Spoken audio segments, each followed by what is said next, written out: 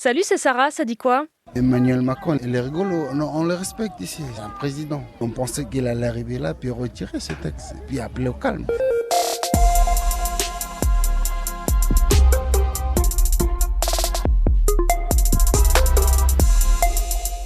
Emmanuel Macron a fini sa visite en Nouvelle-Calédonie et samedi, le président s'est dit prêt à aller jusqu'au référendum sur la réforme du corps électoral. Pour rappel, il s'agit d'autoriser les personnes vivant en Nouvelle-Calédonie depuis au moins 10 ans à voter aux élections provinciales. Et cette idée de référendum est rejetée en bloc sur les barrages qui continuent. C'est comme s'il y avait une réforme, je sais pas, pour la Bretagne et qu'on demandait à toute la France de voter pour cette réforme-là. Vous vivez à des milliers de kilomètres de chez nous, donc vous n'êtes peut-être pas forcément concerné par la question. Emmanuel Macron a précisé son propos. Il dit juste qu'il est possible, selon la Constitution, de soumettre la réforme au référendum, mais qu'il ne s'agit pas spécialement d'une intention. Sur place, la principale revendication est simple, le retrait du texte.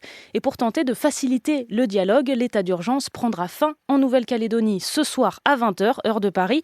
Mais de nombreuses forces de l'ordre restent présentes. 480 gendarmes mobiles supplémentaires vont être rapidement envoyés en renfort dans l'archipel.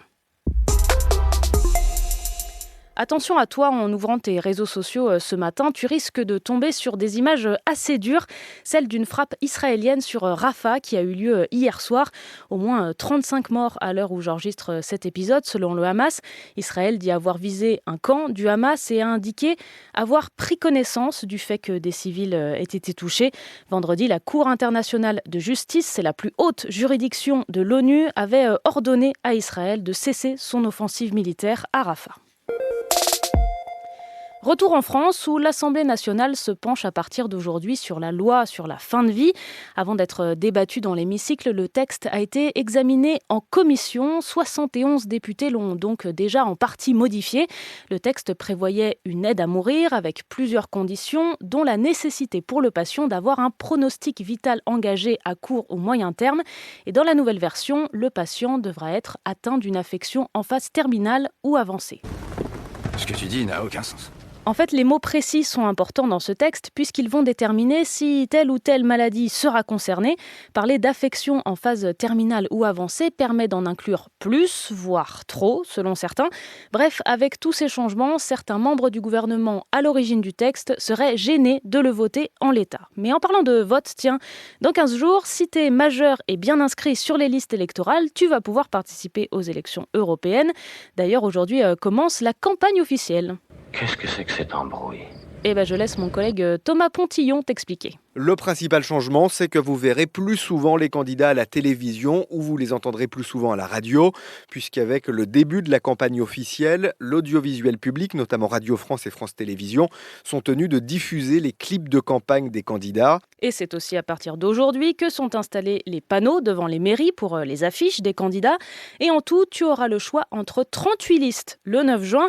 Donc dans les petites communes, on s'arrache un peu les cheveux. Ma collègue de France Bleu, Cécile Dacosta, est allée à Grandjean, 312 habitants, c'est en Charente-Maritime. Un panneau en métal coûte environ 200 €, ça revient vite cher. Alors l'adjoint au maire, Michel Laville, et l'employé communal ont bricolé. On n'a pas les moyens au niveau de la commune d'acheter des grands panneaux en métallique. Et pour faire tenir les panneaux en bois, Ils sont vissés, on n'a pas trop le choix parce que ça fait beaucoup. Et c'est vrai que 38 listes, c'est un record, c'est 4 de plus qu'en 2019. Salut la Team Shape, j'espère que vous allez bien, c'est Thibaut InShape et c'est un plaisir de vous parler aujourd'hui. C'est officiel, depuis samedi matin, Thibaut InShape est le premier youtubeur de France. Il est passé devant Squeezie à plus de 18 900 000 abonnés. Il s'est fait connaître au départ comme influenceur fitness, mais aujourd'hui, il a bien diversifié son contenu. Aujourd'hui, on va visiter une centrale nucléaire. Aujourd'hui, on reçoit le médecin légiste Michel Sapanet qui va nous raconter les pires et les meilleures anecdotes de toute sa carrière. Et il a connu aussi son lot de polémiques. Des internautes lui ont reproché des propos racistes et homophobes ou encore un discours problématique sur la dépression pour lequel il s'était ensuite excusé. La Palme d'Or est attribuée à Anora de Sean Baker. Et oui, ça y est, le Festival de Cannes est terminé. Et comme tu viens de l'entendre, c'est le film Anora de Sean Baker qui remporte la Palme d'Or. Alors il y a d'autres prix décernés lors du festival, notamment un prix d'interprétation féminine remporté cette année pour la première fois par une femme trans, l'actrice Carla Sofia Gascon, pour son rôle dans le film Emilia Pérez de Jacques Audiard. Y cómo no a todas las personas trans que estamos sufriendo todos los putos días. Dans son discours, elle a dédié ce prix à toutes les personnes trans qui souffrent chaque jour. En fait, c'est un prix partagé puisqu'il a été décerné à 4 actrices du film, Zoé Saldana, Selena Gomez, Adriana Paz et Carla Sofia Gascon. L'actrice espagnole s'est directement adressée à ses détracteurs. Nous avons tous la possibilité de changer, de devenir des personnes meilleures, dit-elle. Je te laisse méditer. C'était Sarah de France Info. Allez, ciao. Vive la France!